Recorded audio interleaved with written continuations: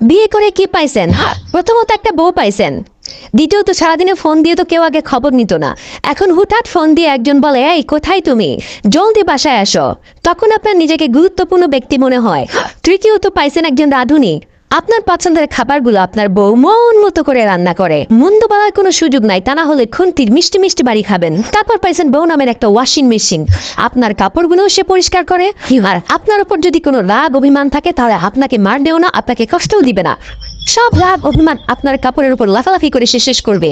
তার উপর বউ নামের একটা free free auto tape recorder পেয়ে গেছেন। কি করে আপনি তার কথা শুনবেন না জেনেও আপনাকে সে সবসময় অ্যাডভাইস দিতে থাকে, কিসে আপনার ভালো হবে, কিসে আপনার খারাপ হবে, সব সময় বলতে থাকবে।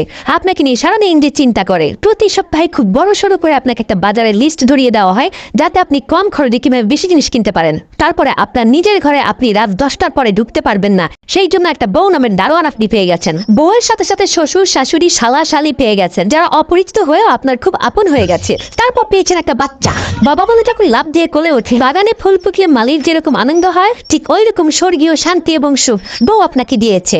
বউ না থাকলে পারতেন? এত কিছুর পর আপনারা কি চান? কি চান? আপনার জীবনের সবচেয়ে পার্সোনাল জিনিসের দায় দায়িত্ব বউ নিয়ে নিয়েছে, যেমন ফোন, মানি ব্যাগ, রিমোট।